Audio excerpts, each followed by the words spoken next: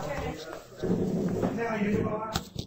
我咁你哋今日咧禮拜六咧，我哋就有抽個時間出嚟咧，就係接見我哋啲居民嘅。咁每一個禮拜六咧，基本上都會有即係不同嘅居民咧，有啲不同嘅意見咧落嚟話俾我哋聽，或者詢問我哋嘅。咁即係好少話一氣過就有成五六個咁樣啦，係咪？咁今晚咧，我相信你一定係有啲咩問題，或者想係了解下咁，或者大家講下啦，邊個啊？呢位黃小姐一成角嘅，有發言啦。我發現唔係咁樣。你哋又有邊個咧？我提出嚟係單車位個問題，首先係單車位個問題，我覺得點解要抽籤同埋點解唔去都事先冇諮詢我哋咯？呢個單車位係我哋一直我住到而家都有㗎啦。點解會而家要抽籤？咁單車係一個好好嘅交通工具，既環保又便宜，係咪有便宜嚇？咁喺我哋呢度咧，喺呢屋苑最適合嘅。係啊，係咪？係啊。咁你話其實一個家庭，除非佢唔踩單車，踩單車咧，起碼都如果一家起碼都3口啦，起碼都有3口。咁咧呢個係我哋一住喺度就有嘅權益。點解而家要收錢同埋要抽籤？我哋未諮詢過我哋一接到就要咁接受。咁咧你如果而家我諗你應該去責任呢件事，因為如果你產生嘅行政費唔必要咯。因為未必我諗我哋唔會接受呢樣嘢。唔接受呢樣嘢。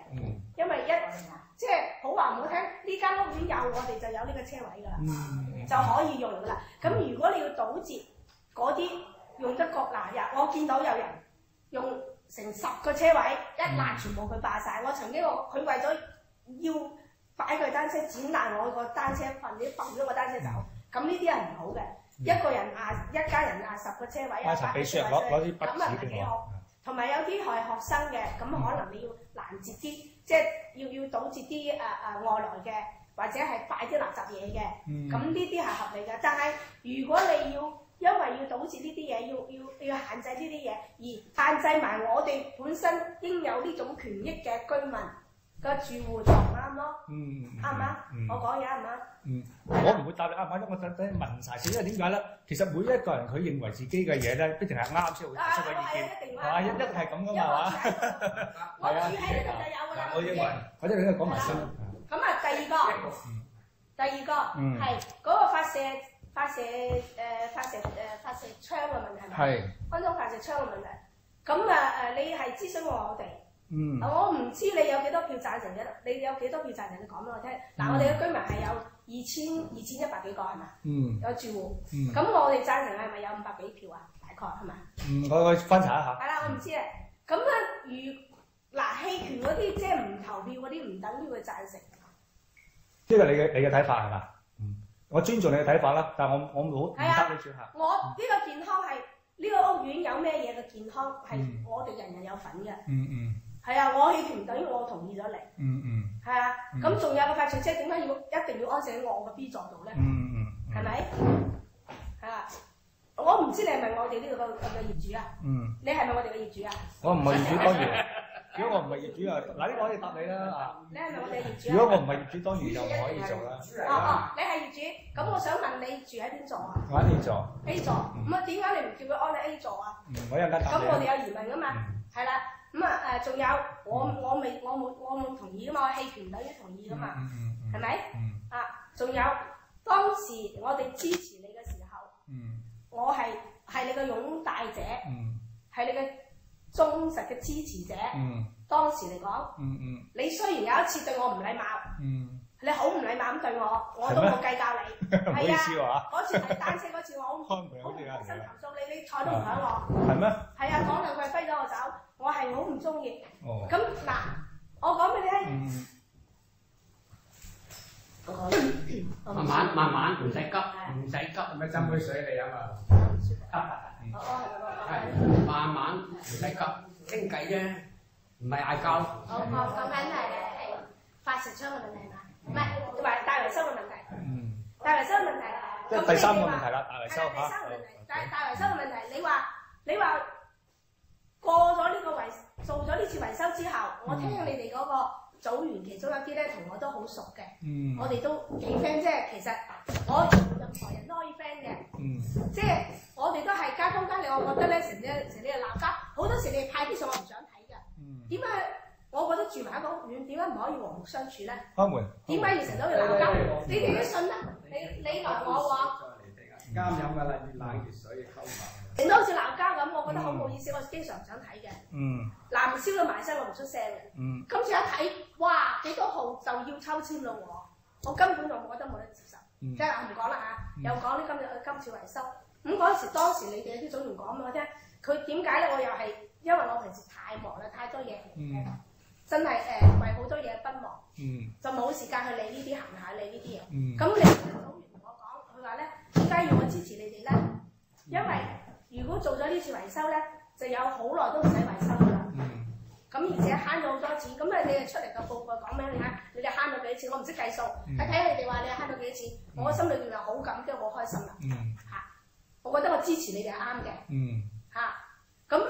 但係而家咁快你哋又維修，我唔知點解咯。我諗你呢次維修唔會唔使錢㗎，就算係冇話嗰個低貸款或者係無息貸款，我唔知嚇。咁貸款喎，唔等於唔使俾錢喎。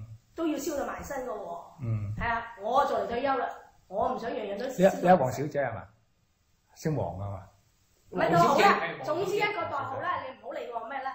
唔係，都要稱呼黃小姐。你中意咁係咩？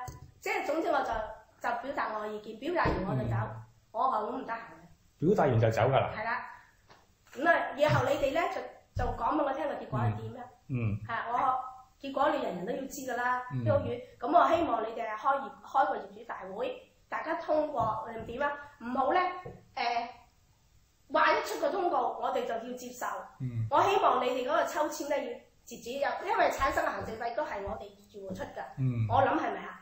每一樣嘢，好似有啲人咧成日都喺度鬧，我睇見有好多人鬧，成日都播啲電費邊個出啊咁樣。咁呢樣嘢你哋要注意啦。嗱，我冇鬧過，但係我都覺得如果真係我因為成日都翻工放工咧，咁啊望一望我啫，你哋播咗幾耐我唔知道。咁有啲人唔使翻工去睇下，咁我又覺得係咁適當時就播下，就可能表達下你哋做過嘅嘢，或者交代下，我覺得係適宜嘅。但係你話成日都播真係或者。真係佢哋覺得好嘥電費，咁又係佢哋嘅資源嚟嘅，咁你哋都要注意下咯，好唔好？咁我唔想講到我都唔舒服，我有好多嘢做。黃小姐，你剛才有3個問題，咁我逐一答你啊嚇。我未答你之前，我想問下你咧，你頭先嗰3個問題裏邊所得翻嚟嘅資料係你個人去親自了解過啊，定係你聽翻嚟嘅咧？你答我啊！我知道啲咯。唔係你所謂知道係。唔係咁咁你問我答你，咁我希望我問你，你都答我啊，係咪？嗱咁我頭先你問我，而家開始答你啊嘛，咁但係我其中有一個問題先問咗你先，我都希望你即係確切答俾我聽啊嘛。我就問你剛才提出嗰啲咁多個問題，同埋你發覺到呢啲問題咧，係你個人裏邊親自了解咗之後得翻嚟嘅嘢啊，定係聽翻嚟嘅咧？咁單車嗰啲嘢咧，係咪眼見㗎？我都問咗你啦，我話你答我係你親自見到翻嚟或者了解過啊？係啊，了解過。係，你全部都親自了解過嘅，裏邊嘅內容你好清楚㗎。咁我再問你㗎啦喎啊！嗱，首先審犯咁喎。唔係，咁你都問我啦。我有無知嘅地方㗎喎，我係一個業主嚟㗎喎。嗱，黃小姐嗱，首先用審犯呢個説話咧，我相信頭先你問我嘅嘢咧，我聽咗你10幾分鐘，我一句説話冇出。咁唔知邊個審邊個啦？如果講審犯咧，嗱，如果你用呢啲嘅態度同埋呢個説話，大家傾唔落去㗎，你明白嘛？即係我哋希望大家平和啲，因為點解我問你嘅嘢就係我希望要問清楚嗰個過程裏邊咧，我去答你咧係更加清楚啊嘛。因為點解咧？如果你所聽翻嚟嘅，或者唔係聽翻嚟，係你自己親自去了解翻嚟嘅話，又不同嘅噃。你明唔明白啊？因為你親自了解翻嚟嘅時候，你要去分析咗件事幹啊嘛。但係你聽翻嚟嘅話咧，就會有程度上面嘅差別㗎。你明唔明白啊？咁所以咧，我點解要問清楚你？係你親自了解咗個內容啦，個過程啦。咁你發覺呢個過程裏邊你真係接受唔到嘅，咁你去問我嘅話咧，咁我就會有一個好即係話好直接嘅同埋具體嘅答案俾你嘅。但係如果當你只不過係道聽途說，或者喺一啲別人嘅口裏邊去聽到一啲翻嚟嘅時候去問嘅話咧，咁我又有一個唔同嘅答案俾你嘅喎。因為點解咧？因為如果你聽翻嚟嘅話咧，就未必係完全係正確㗎。因為任何事情咧，你當只不過一個盲人去摸象腳嘅時候咧，你個做法係完全兩樣嘢。好，我唔拉太過遠啦。首先講翻單車呢件事先啦。嗱，你單車嚟講，你第一開始就話點解你要抽籤咧？咁嗱，我答你啦。嗱，因為咧，我哋個屋苑裏邊咧係有2200幾戶嘅。當然我唔相信我哋2200幾戶個業戶都係會有單車啦。咁但係都係佔緊一部分嘅單車係有業戶要用緊㗎啦。因為咁多年嚟裏邊啦，擺幾多個單車喺呢個屋苑裏邊，我哋一定係心中有數㗎嘛。如果做任何事情，如果係心中冇數嘅話咧，咁立亂去做嘅話咧，都唔係一個負責任嘅團體嚟嘅。喺呢一個單車裏邊，點解要實施規管咧？嗱，其實如果阿黃小姐你本身真係有親自了解過咧，你應該睇過我哋嗰個會議記錄嘅。個會議記錄咧貼咗出嚟，大概而家已經有十天以上㗎啦。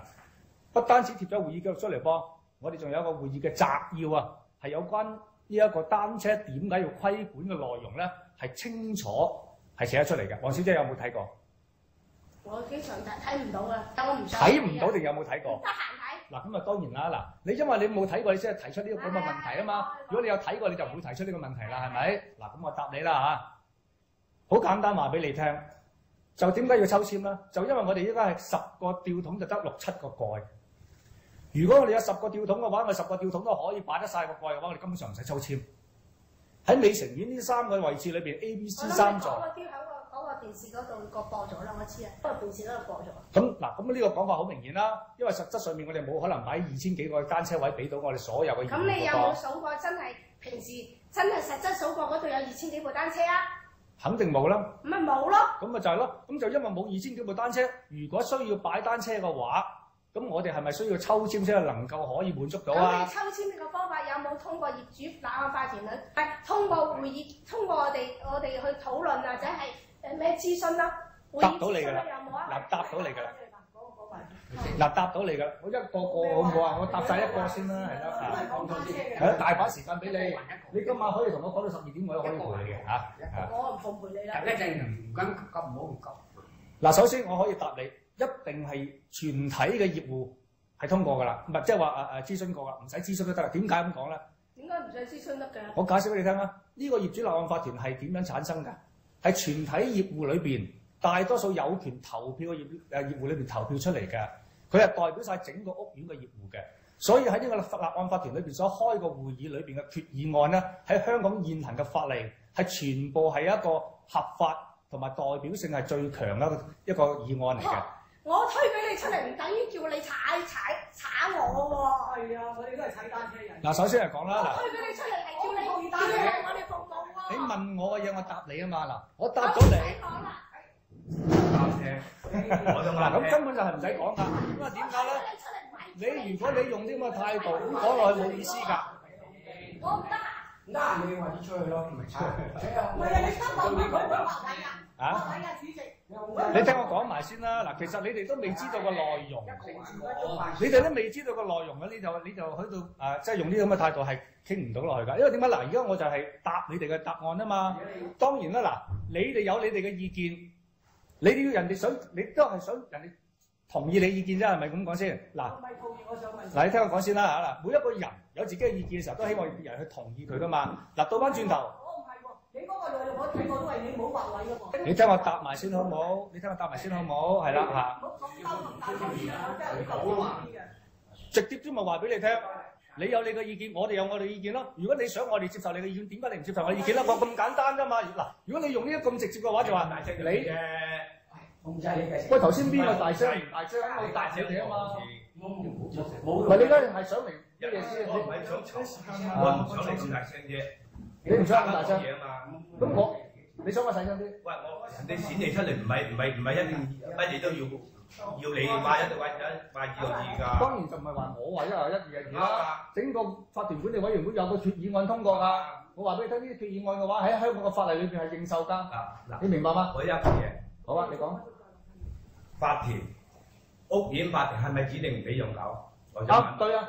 一定係。點解貴城角有人拖住啲狗喺度親親入入？得，就憑你呢句説話，就憑你呢句説話，就點會唔理啊？我想指定解釋俾我聽。嗱，我首先同你講，你憑咩話我哋唔理先？我琴晚睇到有人拖住啲狗喺度行嚟行去，冇人出聲。嗱，你所謂唔理嘅話，就話呢個屋苑裏邊嘅管理公司係從來唔去干涉啊，或者從來唔去出呢一個通告啊。冇錯。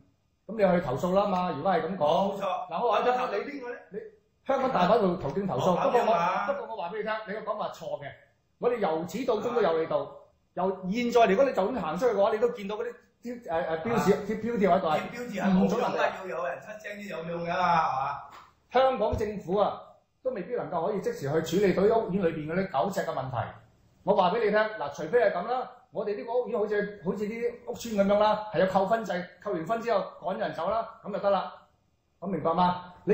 我希望你，如果你要問嘅，就問翻啲直接啲嘅嘢。嗱，我答咗你㗎啦。好，我哋有呢個嘅。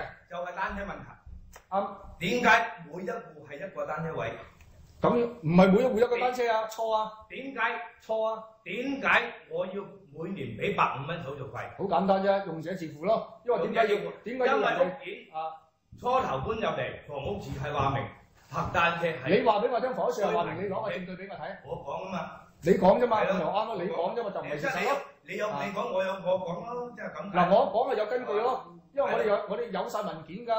你有你講，我有我講咯。咁咪倒翻轉頭啦，嗱，個説話咪一樣咯。嗱，你嘅講法或者你嘅睇法，我尊重你。嗱，首先我尊重你先啦，你嘅講法，我唔會質疑你嘅睇法，我亦都同時尊重你嘅睇法。但倒翻轉頭，你有你嘅睇法，我哋有我哋嘅睇法啊嘛。咁點解你又要人哋尊重你嘅睇法，你又唔尊重你嘅睇法啦？諮詢官民嘅同意咧？嗱，我話俾你聽。其實呢個規管呢個方法咧，同埋呢個行為咧，都係得到好多業主嘅要求去睇下嘅。你話好多啫，我話好少啊。你唔信冇得講㗎。咁你話有，我話冇啊。咁你唔信冇得講㗎。嗱，你話有，我話冇啊。咁當然係啦。咁你唔信就冇得講嘅。咁咪即係口同尾拗咯。咁係嘛？唔使拗。我支持你都支持，唔係一定你。唔使拗。啲嘢大晒㗎嘛。唔係，當然話我講嘢大晒，唔使拗嘅。嗱，首先如果我哋係一個平常心去睇一個問題嘅話，就係話。我哋去做一個規管單車嘅行為係對與錯先。你將呢一樣嘢，你係啱，收錢就係唔啱。冇錯。嗱，如果你話規管單車啱嘅話，跟住落嚟我講收錢啦。嗱，用收錢嘅角度，我可以解釋俾你聽。第一，如果放喺呢一個單車裏邊呢個行為咧，我哋要做規管嘅話咧，同樣係需要到大廈所動用一個大廈嘅資源嘅。大廈嘅資源係來源於乜嘢啊？來於你同我都每個月交個管理費嚟㗎嘛，嗰啲錢唔會天跌落嚟㗎噃。去做呢啲單車，不單止係需要動用資源，而且動用呢啲資源嘅話咧，係2000幾戶業戶嘅辛苦嘅血汗錢裏邊嘅其中一部分擺咗落去嘅。但係用呢啲單車唔係2000幾戶嘅業戶都可以用得到嘅噃，你明白嗎？你收人錢，咁你俾人偷咗，咁你係咪要負責咧？嗱，我可以講俾你聽啦。第一，絕對唔需要負責。唔需要負責。嗱，點解？我解釋俾你聽。你停車場啊，俾人偷車啊，都要負責啦。邊個話？邊個話？我話。咁你舉多個例俾我聽啦。有人啊，有人。嗱，首先嚟講，你第一係錯先，你嘅知識咧係好貧乏。喺停車場唔見咗個車咧，停車場係無需要負責嘅。嚇，我可以話俾你聽。如果你係聽到翻嚟嘅話咧，嗰個同你講嗰個咧，你走去鬧佢。如果你唔係聽到翻嚟，你自己諗出嚟嘅話咧，我希望你增加多啲嘅知識。第三，我可以再答你，任何嘅情況底下咧，都係冇可能話你唔見咗嘅車或者係單車咧，係需要賠償出嚟嘅，你明唔明白啊？所以咧，你呢個知識或者你搞清楚先啦。好啦，我再答翻你嗱，點解需要到去收錢咧？頭先講咗俾你聽啦。2000幾戶嘅業戶，唔係2000幾戶嘅業戶可以用得到噶嘛？嗰樣嘢，只係一個部分嘅業戶用得到嘅時候，點解需要2000幾戶嘅業戶嘅資源嚟到資助嗰啲用者咧？嗱，呢個係唔公平嘅。仲有一樣嘢噃，嗱，呢個費用咧，如果用喺呢一個行為上邊係有盈餘嘅話咧，佢係擺咗落嚟我哋嗰個大廈嘅基金裏邊。嗰啲基金裏邊如果慢慢積存嘅話咧，將來我哋如果係做啲維修啊各方面咧，係唔需要夾錢，都係靠啲基金得翻翻嚟噶嘛。或者好簡單啦，早段時間唔需要交1個月嘅管理費，1個月有成90幾萬嘅管理費㗎。咁嗰啲錢儲到翻嚟嘅話，都係喺基金裏邊攞出嚟㗎嘛。重點一樣嘢就係話係公平，並唔係話因為我哋想去收人錢，想去收人錢邊個袋落袋啊？邊個利益啊？全部利益咪歸於晒我哋整個美城苑咯。如果你話嗰啲收咗錢翻嚟嘅，你有錢袋啊，你有錢袋咧，嗱，我話俾你聽，你唔單止今晚要落嚟嘅，你即刻 ICAC 告佢，你明白嗎？嗱，我再重複一次，收錢最主要一樣嘢就係話用者自負呢個原則裏邊，用者自負係嗱，我問用者自負，每日喺大廈播廣告，唔係播嗰啲錄音，所有嘅變錢係咪我哋全部業戶俾錢還？對啊，法團俾咧？唔係法團俾，係全部嘅業業戶戶俾啊嘛。對啊，我點解要每日嘥嗰啲變錢？嗱，答到你啦。第一樣嘢就話，我哋每日喺公共地方播出嚟嘅，所有業戶都得到嘅。嗱，呢個就聽我唔想聽啦，嗰啲嘢。你點解要長期冇乜嘢咧？嗱，好簡單啫。啱啊！如果你呢個邏輯係成立嘅話，住喺一樓唔得，嗰啲係咪唔使俾管理費？你點解我要做嗰啲嘢？呢啲係唔啱邏輯。如果你係邏輯，你而家同我講邏輯，你就錯㗎啦。冇錯，因為咧，我見到冇錯。我都話啦，我尊重你自己本身嘅意見。點解要俾埋嗰啲搭啲錢？咁你咪不如一樓嗰啲全部唔使收啊！你都用一次款，咪上面嗰啲人收咯。咁你咪嗱，如果你呢個邏輯或者你呢個理論係到普遍人哋嘅贊同，普遍人都認為你呢種咁嘅強詞奪理嘅講法係得嘅話，咁我無話可説啦。呢位先生講啊嘛。嗱，我話俾佢聽，我哋所做嘅嘢，如果係所有業戶都享用到嘅話咧，咁嗰啲嘅費用咧，當然就大家平分啦，係咪？要諮詢嗰陣水飲咪啫。我唔係話覺得咩啊，我覺得每一件事都要諮詢全體居民嘅同意。嗱，我同你講啦，我唔希望咧某一字人咧自己做一就一，做二就二，中意咁樣就咁樣。咁咪一個立等我答佢啦，等我答佢啦。你唔好出聲，我而家你先。主席冇規矩答佢啦。一個還一個。得啦，我而家答佢啦，係啦嚇。嗱，我話俾你聽啦，如果你呢個意見喺香港係現行嘅法例上面，唔好話法例啊，喺現行嗰個運作上面係可行嘅話，我請你去民政事務處攞條法例俾我睇，唔該。攞條咩法例俾你？邊條法例？你話法例啊嘛，你同我講法例，你咪攞條法例俾我睇。好啊，咁我就可以話俾你聽，現行嘅香港建築物管理條例344章裏邊，開宗明義第一樣嘢點解要成立業主立案法團？攞張法例俾我睇，我唔知。你攞張法例俾我睇。攞本英文好、中文好，俾呢位先生睇睇。344係。得唔得？啊！嗱，咁睇完之後，你慢慢琢磨啦喎。嗱，你可以買本嘅喎。嗱，你隔離嗰位先生啊，以前係我哋嘅秘書，佢有好清楚嘅法例嘅。咁你可以問佢。但我解釋俾你聽先啦。現行嘅香港法例咧，點解需要人哋成立呢個業主立案法團咧？就係業主立案法團係代表整個大廈或者整個屋苑裏邊所有嘅業主去行使佢嗰個權利嘅。業主立案法團所實施嘅政策咧，係代表整個屋苑或者整座大廈裏邊所有業主嘅行使權嘅。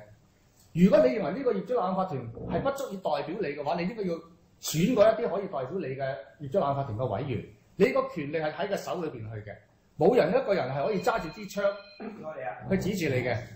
阿強先生係邊個？所以而家我哋香港即係話呢三就有2000幾戶。咁你嗰2000幾戶，譬如每一戶有3部單車，你點樣分配佢咧？即係話係咪配咗2000幾戶，多餘嗰2-3部咧，還是再佢哋冇啦，嚟再抽籤過咧？唔係咁㗎嗱，其實同我講得到啦。我話10個吊桶9個蓋或者9個蓋好啲啦。而家你係2000戶得應該有2000部單車㗎。嗱，呢個係超出嗰個範圍嘅。呢個形容啫。我哋屋苑裏邊而家可以擺到單車嘅話，大概係得300個位度嘅啫，即係俾你擺到盡啊！即係得300啦，即係得300個位度嘅啫。如果大家去有心，真係有心，唔係挑剔嘅話嚇，可以城門河後邊都得㗎。城門河後邊唔係我哋㗎嘛，咁當然啦，全個大圍都得添，咁計就係咪咁講啫？即係我哋講翻我哋㗎嘛，嗰度梗係唔係啦，梗係唔係啦。嗱，首先嚟講啦，即係你哋大家去睇翻啦，我哋而家3座嘅擺單車嘅位置，如果你係有心嘅話，你可以細心數一數現時間。嗱，而家未人執開單車，你就數啊。而家可以大概有幾多格啦？我話俾你聽啦，而家咁樣擺法。頂多都係到300格已經係頂棚㗎啦，而家又擺喺度嗰啲啊。咁老實講啦，如果我哋屋苑有2000幾戶，點可能有300格單車啊？其實就係唔止嘅。咁只不過有一啲人咧，可能擺咗喺第二度啦，或者擺翻屋企咁解法嘅啫。好啦，咁如果我哋需要規管嘅話咧，我哋都盡可能希望滿足翻嗰300格單車可以擺得翻落。嗱，呢個係我哋嗰啲嘅心目中嘅希望可以做得到嘅嘢嚟嘅。咁點解要規管咧？咁因為如果你係300格以外嘅話，嗰啲單車就會擺喺外邊或者甚至乎咧，好似而家咁樣，有啲人擺晒出嚟嘅。咁點解要抽籤咧？嗱，第一，我哋發覺呢300格單車咧，我哋講過㗎啦。我哋喺每一次清洗單車位嘅時候咧，都發覺有100幾十格咧，個單車係冇人認領嘅。同埋我哋發覺到呢個單車裏邊咧，有好多啲封晒塵喺度嘅單車咧，係好多嘅。當你一清洗嗰個單車位嘅時候咧，咁就發覺有成幾十部單車就冇人認領嘅話咧，實質上面真正可以用單車嘅話咧，大概係200輛左右到啦嚇，200零輛到啦。咁嗰啲擺咗喺度，係啦，數目啫都係。唔係有㗎，有實質㗎。如果你喺度睇到而家有一個圍欄圍住嗰啲冇人領嘅單車，就係嗰啲唔用嘅單車嘅。但係嗰啲單車以前擺邊度咧？係擺喺而家啲單車位度嘅。每清洗一次單車位，就會有幾十部單車咧係多咗出嚟冇人理嘅。嗰啲甚至乎生晒鏽啊、封晒塵嘅單車係好多嘅。好啦，真正用單車嘅人咧，就因為呢啲單車咧而阻咗佢嘅位置係擺唔到落去嘅。咁所以有好多業戶咧喺呢，我哋想，因為我哋組織咗法團之後呢2年多嚟咧，我哋久唔久都收到啲業戶咧打電話落嚟話俾我哋聽。佢話：喂，咁你哋點解嗰啲單車咁你哋都唔去處理下啦？啲單車亂晒龍嘅，有啲單車擺到成2、3個月，甚至乎成年都唔喐下㗎啦。但係嗰啲單車就已經阻晒啦，我啲位置，我哋真係要用單車，我哋冇得拍。嗱，咁呢啲信息咧係不停俾到我哋法團，我哋喺個會議裏邊都有傾過。喺咁嘅情況底下咧，所以我哋又參考咗其他屋苑裏邊咧去規管單車嗰啲方法。咁然之後咧，我哋咧已經係咧組織咗一段嘅時間，到今天咧，我哋認為適當嘅時間啦。所以我哋要推出一個規管呢個單車嘅行為。咁至於你話點解要抽籤咧？頭先解釋過俾你哋聽啦。嗱，因為需要用單車嘅人，我相信唔止300個。咁喺咁嘅情況底下，如果我哋得300個位，或者甚至乎得個200零個位，如果你真係要規劃到話，喂，每一架單車擺好一個位置擺得靚靚地嘅話，我話俾你聽啦，不出200個。即係如果要一個單車擺得個靚靚地個位啊，3座大廈擺唔到200個，就啲 C 座嚟講啊，你知唔知啊？C 座而家擺到咁冚啊，都係得個70個位到嘅啫。如果你話 C 座裏邊擺到一齊整嘅話，不足40個。即係話，如果你正式嘅話，你只能夠俾 C 座擺40架單車。你諗下，喺咁嘅情況底下，如果我需要到有成100架單車放喺 C 座，你話需唔需要抽籤啊？好簡單啫嘛，你唔抽籤，你點樣可以滿足晒嗰100架單車啊？遊戲規則定咗落嚟，一定有人開心，有人唔開心。嗱，呢個係喺遊戲規則裏邊一定係會發生嘅。咁至於你話咁，我咁多年嚟裏邊，我都用緊呢個單車嘅噃，點解以前冇人理，我而家嚟？我可以話俾大家聽，以前冇人理嘅嘢唔代表嗰樣嘢係合理嘅。其實佢以前應該要一早嚟，應該係一早去規範。因為你就係因為佢以前唔理唔規範，所以導致到而家咧啲單車係亂咁泊，甚至乎泊喺度啲單車係唔用嘅。你明唔明白啊？如果我哋就繼續係咁任由佢落去嘅話咧，咁你真係話一個無政府嘅狀態，不單止我哋屋苑嘅單車冇法子擺，而係有外邊嗰啲人，譬如好似話我喺呢一個美松苑，我都唔想踩架單車上去嘅，我經過呢度我就泊喺呢度啦。呢度係大有人在，你哋未必會知道。如果你哋每日真係有參與法團嘅工作，有參與屋苑裏邊嘅事務嘅話咧，你係好明白點解需要到去做呢個規管。第二，我講翻收錢啦，頭先再重複一次啦。假設而家我哋有300架單車位係需要到去擺喺度嘅，咁我哋當然啦，喺管理嘅角度，你接受得啲單車規劃咗俾佢擺喺度嘅話咧，我哋就需要到為呢啲單車去服務嘅，不單止喺人手方面嘅調動啦，或者個更期嘅調動啦，或者喺一個話閉路電視嘅拍攝啦，又或者喺一啲資源上邊嘅配套啦，例如為嗰啲單車裏邊去做，即係籌咗一啲牌仔啊，為啲單車裏邊去做咗一啲咁樣嘅工作啊。嗱，呢啲都係需要動用到屋苑裏邊嘅資源。剛才我講咗啦，屋苑裏邊嘅資源係來源於乜嘢？來源於各位坐喺度咁多位裏邊每一個人嘅血汗錢嚟嘅，就係管理費裏邊攞出嚟嘅，唔係天跌落嚟嘅。咁呢啲管理費用咗部分喺度，雖然唔多嚇，可以話俾真係唔多嘅。同樣講啦，一年150蚊，平均一日裏邊係5毫子都未夠嘅費用嚟嘅啫，實質上面係唔多嘅。如果大家唔係用一啲話有色眼鏡，或者係本身已經企咗到圍牆去睇呢個問題嘅話咧，如果我係真正用單車嘅人，你只要一年裏邊收我150蚊都有得確定我可以擺一個合法嘅單車位嘅話，我呢還認。但係問題喺個問題喺度啦，我未必抽到籤喎。嗱，呢個我明㗎，頭先咪講咗咯，我未必抽到籤呢個嘢，邊個都唔想。我好想所有用單車嘅人都有位俾佢，但係得唔得咧？現實上面話俾我哋唔得，就係唔得㗎啦嘛。頭先我講翻一樣所謂公平嘅問題啦，我都講咗啦。如果大家有留心我哋喺呢2-3年裏邊所做嘅任何一樣嘢，例如好似我哋過年派嗰啲咁樣嘅係糖果、母親節啊，或者任何嘅時節，我哋派啲禮物。嗱，嗰啲咧唔係所有業戶可以得到嘅，係部分業戶得到嘅啫。我哋都冇用過我哋個屋苑裏邊嘅基金嘅1毫子，我可以話俾大家聽。嗰啲全部都係咧，所有嘅承辦商啊，或者同我哋做工程嗰啲人咧，係贊助出嚟嘅錢嚟嘅。但係用於我哋屋苑裏邊所有人都享用到嘅，例如乜嘢咧？例如一個廣播，廣播嘅話你自己唔聽，我係塞住隻耳仔，冇人監你。但係所有嘅業戶佢係可以享用到呢個廣播嘅，就因為我哋所用出嚟嘅嘢，如果係所有業戶都係可以享用到嘅咧，呢啲就一定係用公家嘅錢嘅。例如我哋發出去嗰啲咁樣嘅會議記錄嘅摘要，我哋唔會選擇性只係俾一啲人，其他冇，唔會嘅。所有嘅2000幾戶嘅業戶全部有晒，全部有晒嘅話，即係全部都可以享用。當然你話喂，我唔中意睇，唔緊要，因為點解咧？我哋俾你係最主要就係話俾你哋聽，將我哋屋苑嘅信息，我哋有責任喺現行嘅，唔好呢個唔係法例啊，喺現行嘅民政事務處，佢經常都同我哋所有嘅業戶講，你哋多啲同業戶溝通。咁呢個就係我哋嘅溝通嘅一個渠道。我哋將我哋屋苑所發生嘅嘢，每一次嘅開會裏邊嘅內容，係一啲重點摘要咁樣話晒俾我哋業戶聽。咁呢個咁嘅行為有咩嘢唔妥當？咁你話喂，咁樣用錢啊？我話俾你哋聽，我哋慳翻嚟嘅錢比用喺呢度嘅錢多10倍都唔止。我哋1年，我哋上咗場呢度2年多來，我哋平均一個月可以儲到10幾萬。而家用咗咁多錢都好啦，我哋每一個月頭都可以儲到10幾萬。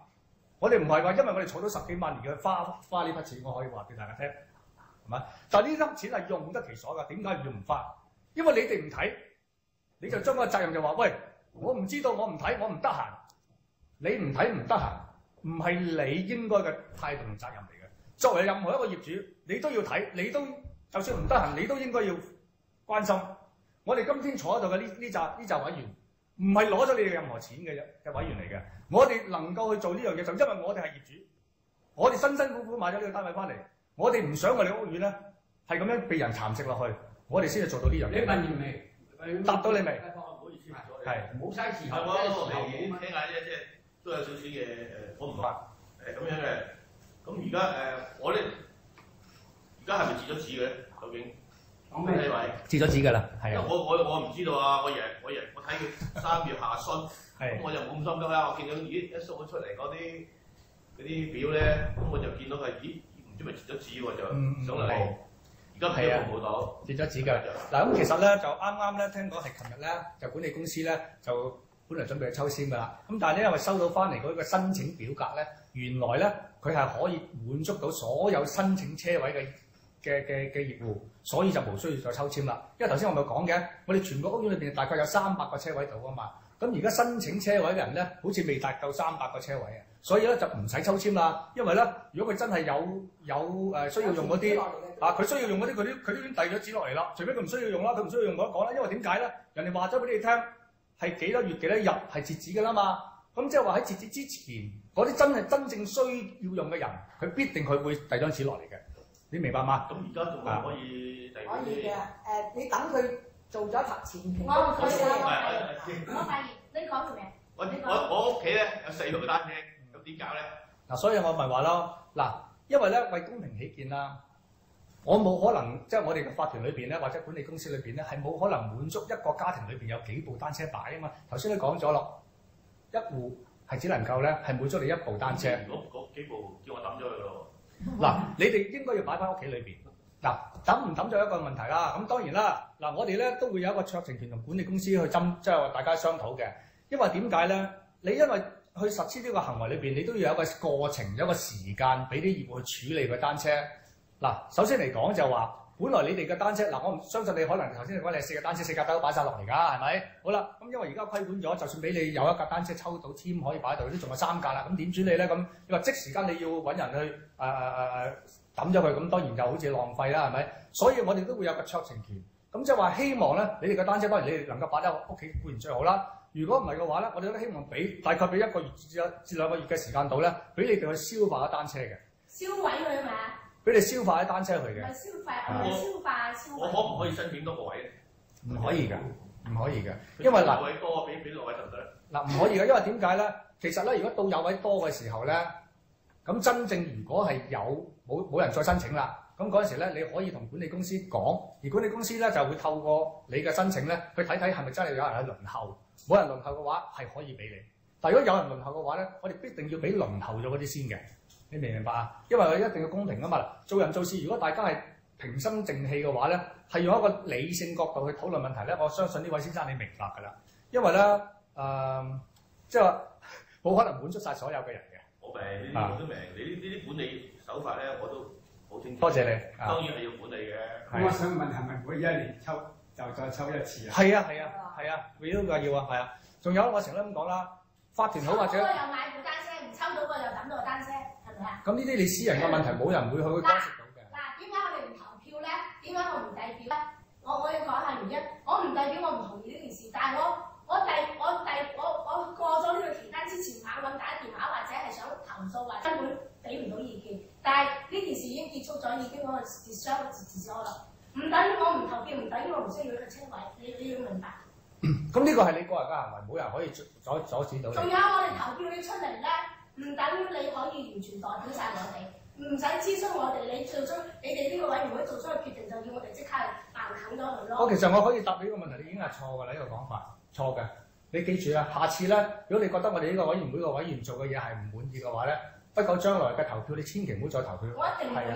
係啊，明白呢樣嘢，明白㗎，係啊。因為點解咧？路無知馬力。係堅信你會維護我哋，但係到頭嚟你唔維護我哋，已經仲厚顏無恥咁講話，你代表我哋，你係合法嘅，因為我哋推佢哋出嚟，你做每一件事係代表我哋嘅，你係一定得嘅，你係啱嘅，咁點得嘅啫？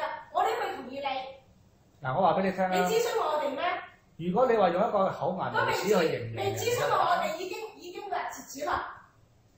我都同意你。我再講俾你聽，如果我哋法團裏邊所有嘅政策，每一樣嘢都話要作一個諮詢，我根本上唔需要成立法團嘅。每一個政策要推出嚟嘅時候，咪所有業主開業主大會嚟討論咯。如果係咁講，係咪啊？啱唔啱啊？好唔好？但可惜啊，你呢個善良嘅諗法喺現行香港嘅政策係冇可能實現到嘅。唔好話香港嘅政策，喺現實嘅行為上面都冇可能成立到嘅。因為如果你話每一個政策，我可以話俾你聽，一定有人贊成，一定有人反對。頭先我講咗啦，有好多人話俾我聽，需要到規管，需要到規管嘅咩話？即係我哋咁講，我哋冇議員嘅權利啦。冇咩權利話？阿黃小姐唔該你坐埋嚟啦。佢意思話佢冇發言嘅權嘅。冇發言，我哋講咗咁耐。我冇議員嘅，我嘅議員嘅權利啦。有，當然有啦。嗱，我都話啦，你嘅意願我哋尊重你嘅。倒翻轉頭就話嗱，你嘅意願唔代表晒所有人嘅意願㗎嘛，同樣一樣道理。嗱，倒翻。你哋呢個組員你嗰個委員會嘅議員都唔代表我哋嘅意願㗎。錯啦，好可惜喺現行嘅遊戲規則裏邊，我哋係被業主選出嚟。你硬啃就係啊，你選咗佢做啱啊！喺呢兩年就係冇錯啦，係㗎。你選咗佢就係佢話。即係佢要我哋銷毀啲單車，你啲單車你哋抌嚟。你可以推翻佢咪佢。阿小姐講清楚，我哋冇要你銷毀單車，你要搞清楚呢件事。你叫我哋懟我屋企。你點樣處置係你個人嘅事。你行開，唔好掂我。好啊。香港一個係全世界最小地方，住屋面積最細嘅地方。你叫我哋將嗰間單車捧翻落屋企，咁我哋屋企仲要點企咧？點行咧？下意外咪會發生咯。你會諗下我哋嘅咧？嗱，好簡單啦，呢位小姐你承唔承認小姐，單車係一個好好嘅代步工具？我不嬲咁講係啊，又健康又環保。係啊，政府應該去推行呢啲。應該，如果唔係冇單車徑。咁點解要咁樣咧？好簡單，你點解講嗱？你上嚟講啦，我可以答你啦。而家又唔係答我。如果嗱，你俾我講埋，而家係你要，而家係嗰啲唔合法嘅人，即係唔啱，唔應該擺喺呢度嘅人，佢擺咗令到呢度擺唔落。咁唔單係唔能夠一刀切，連我哋都懲罰埋噶嘛。我哋有需要啊嘛。你冇去擺張申請表落去，所以你今次咪冇咯。嗱，呢位先生，我唔知佢有冇擺落去啦。如果佢有擺落去嘅話，因為我未同意，你哋已經話要截止啦。我打電話都冇人睬我。第一諗住你寫住下信啊嘛，咁你會唔會咁？唔係啊，佢有個日子喺度㗎。當時有個日子喺度㗎。有。所以未經我哋你話想聯絡我哋，首先呢張表格有一個電話26049094，你打去冇人聽咩？況且每一個大學，你聽人講埋先。係咪寫咗啊？大行寫晒啲電話，你打，你唔打咁就你話我冇打咩？你點知我冇打？我補充一句，呢位嗱，你點知我冇打？點啫？佢咧打嚟嘅時候咧，佢又唔係話自己姓黃嘅，佢話自己姓吳嘅。咁我就問佢：你住喺咩單位？佢唔肯講。咁你唔係業主，咁我點答你咧？你打出嚟你都係要業主，你有你嘅身份，我先會答你噶嘛。佢又話佢自己姓吳嘅，打幾次嚟都話姓咩話？姓吳啊！咁我點答你啫？姓都改埋。係啊，嗰個係咪你啊？小姐。我諗唔係佢唔應該係咁嘅。如果係係嘛？唔係應該講就證明唔係答你啊嘛。應該唔係佢嚟，可能你就誤會咗，可能唔係呢位小姐。點會唔係佢啫？唔係佢，佢點知係咧又？係啦，佢話我見過佢嘅，我識得佢嘅。咁即係暫時咧，即係話而家咁多問題，揾一笪少少嘅地方處理咗一啲，即係嗰啲唔係嘅單車就要篩走佢先。係我今日姓吳嘅，係啊，我姓吳啊，咁我問你姓乜？你話姓係啊，我姓吳啊，我可以姓吳咩？可以，點解唔可以啫？咁我問你係咩？我可唔可以代表我女發聲啊？可唔可以代表我老公發聲啊？咁我係啦，你代表就還代表啊！你話你係業主，我問你我係業主啊，我係業主嘛。咁你問你住冇法子咩單位？確認你嘅身份㗎。係咯，我一定要確認咗你嘅身份，我先答你㗎。電話我哋又唔會去正式，因為點解咧？而家我哋經常都受到。嗱，而家我面對面啦，你都唔接受我嘅意見啦。喂，如果你一提個意見要人哋接納佢咯，咁啊今天佢呢位先生提嘅意見唔同，你意見唔同，我係接納佢，咁咪唔使做嘢咩話？我繼續擺係咪剪我單車啊？啊，一定扣，一定扣押，一定扣押㗎。我可唔可以報警啊？可以，我有冇權利報警啊？即時可以報警，可以。係啊。可以㗎，我奉勸你報警，真係㗎。如果你話如果係啊，你可以報警。你想有乜權利？可以申請可以。係啊，因為權利冇人阻止你。喺度就有呢個單車位可以俾佢用嘅，點解要咁啫？錯，你住喺呢度唔係俾個單車你位。你事實上冇2000幾部單車嘛？事實上冇2000幾部單車嘛？頭先我話俾你聽啦。唔該，你哋唔好咁嘈，一個答得唔得？啊！呢4、5個嚟答佢一個，公唔公平啊？呢度一個，再幾個，呢個係邊個嘅問題？係主席問題啊？邊個嘅問題？啱唔啱？你又加把口，唔該，你唔好喺度扮位。咁你都唔好扮嘢啊！你夠唔好出聲啦！你咁多我梗係唔出聲啦，佢問你問，唔係我問你㗎。唔好出聲啦，大家。嗱，我答。佢問啊嘛。嗱，我答咗啦。我一句聲都冇出到啊！答咗㗎啦。因為點解咧？答咗，但係你唔滿意啊嘛。嚇！但係要答到你滿意先至叫做係答啊，算啦，來答啫。算啦。啊！嗱，你答咗佢，佢唔滿意，算數。 OK。而家時間好問，我知道佢哋仲有好多重要嘅嘢要問你。唔係啦，將個單車問啦。嗱，你講完單車或者你唔係，我仲未有佢3個問題啊嘛。我答咗第一個問題開頭，佢又話我唔得閒要走，我第2、第3都未答佢。佢問你，你答佢，佢唔滿意，算數。嗱，呢樣嘢我會識辦，又唔需要你喺度，唔需要做公道人，你個身份唔合啊。我即係你個身份唔合啊。嘥時候啊！唔係，唔到你話嘥唔嘥時候。有冇嘢問嘅？有冇重要嘢問嘅？你哋講完未啊？唔係，我未答晒佢㗎，唔知佢需唔需要我答埋佢咧？有嘢要問。我講晒啦，講晒都冇用啦，張發而家係講晒有用咩？我想問我哋仲有咩權益咧？仲有冇人問？選咗出嚟就係踩我哋嘅咩？我係想問下，違背我哋嘅意願嘅咩？選你出嚟違背我哋嘅意願嘅咩？呢個係你嘅睇法嚟啫。我問你，你就話冇嘢問，唔問。係因為你剛大維修，你話整完咧就哇安安樂樂，係咪先啊？好，哇！而家又話整大維修，咁你幾時第3次大維修？咁我賣嗰層樓都唔夠而家答你啦，坐低。簡單啫嚇，你同我都係住喺呢度嘅。係咯。點解要做維修咧？就冇理由一個人唔生病走去睇醫生嘅。喺而家第一次嘅大維修裏邊，而家我哋已經做咗外牆嗰個紙皮實修補啦。我哋嗰啲冷氣機經常漏水，而家我哋做咗個冷氣機集水喉啦，清洗咗個外牆啦。好啦，咁外表上面基本上解決咗個問題啦。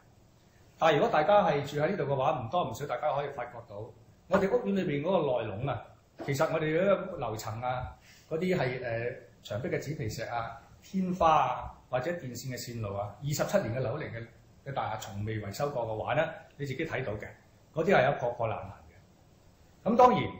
而家我哋係建議去做維修，但係我哋嘅建議唔可以通過嘅喎，因為點解咧？我哋只有一個小組委員會咧，係唔可以通過超過咗我哋嗰個預算案20%嘅金錢啊嘅限額嚟到去決定權嘅噃。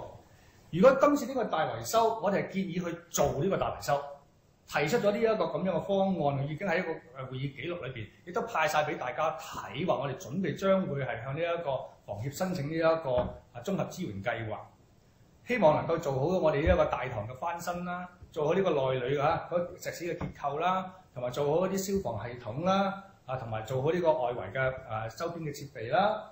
嗱，咁呢啲咁嘅嘢，我哋已經喺嗰個會議記錄嘅摘要裏邊咧，係通知晒大家，將會希望係有一個咁樣嘅工程係要實施嘅。好啦，咁我哋將會有呢個工程實施，唔代表我哋可以通過得到㗎。因為呢個工程如果真係上馬嘅之前咧，都必須要開業主大會裏邊咧，要由個業主所有嘅業主去確認咗，我知道，先至係得嘅。咁你知道有冇？你唔知佢唔知啊嘛，你知佢唔知啊嘛。我要答俾人哋。嗰嘢你答啊，佢答啊。冇錯，唔公平嘅。冇錯。你唔好喺度嘥時間，你講嘅淨係喺度答咗佢，佢都係答咗佢嘅話就已經係啦嘛。你喺度維持佢答你唔用你咩準啊？收聲大家。3個人對1個人，係對係答，係答同補充嘅啫，唔係對啊。而家我哋又唔係叫做鬧交，係答咗呢個問題出嚟㗎嘛，係咪？我自己答緊佢啦。點解你講嘅人收唔嘥時間 OK， 你又唔好做一言，等佢解釋先。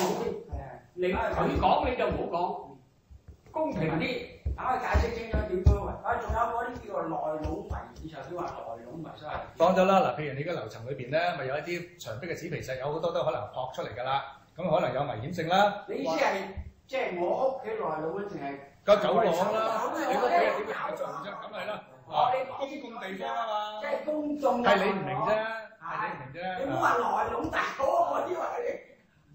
如果你故意攞出嚟，唔明嘅話，就嘥大家時間啊！因為法團所做嘅嘢咧，係個公眾嘅嘢。整好咗安居樂業，唔係整好嘢啫，好麻煩。我啲上一次你個會成日打交啦，整好咗咧就講咩都冇乜嘢，後有一排嘅就唔好講。咁你而家又話繼續整得大好啊？咁你整幾？好簡單啫嘛！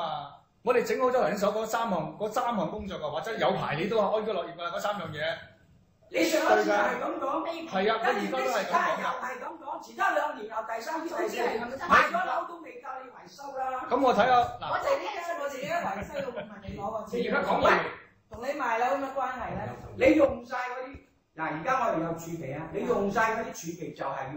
我幾時用晒啲儲備咧？我哋呢家有你唔好嘈，我哋呢家有幾多儲備？你答我。嗱，你而家嗱，我有幾多你公佈出嚟先？你上一次同我幾多？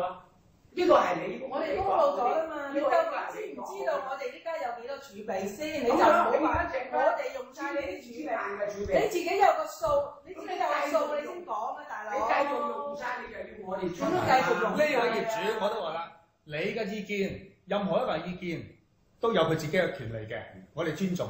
但係你明白嗎？尊重你嘅意見唔等於要認同你嘅意見啦。要人哋認同你嘅意見，要人哋認同你嘅意見，你先至係認為係意見嘅話。嗱，我唔會再答你哋。如果你中間再有人插嘴嘅話，我請你出去㗎啦嚇。點解啊？你試下。好簡單啫嘛！你而家你嚟又唔係問問題，你而家你嚟係好似喺度搗亂咁，人哋答緊人哋嘅問題，你就去沙把水咁有乜意思啫？你話係咪先啦？嗱，如果你係一個有即係你係尊重人嘅，你首先要尊重自己，你明白嗎？嗱，好簡單啫。我答緊人嘅意見，你又話插隻水埋嚟，咁咪阻咯，嗱阻你11、2點，我冇所謂㗎。你諗下先。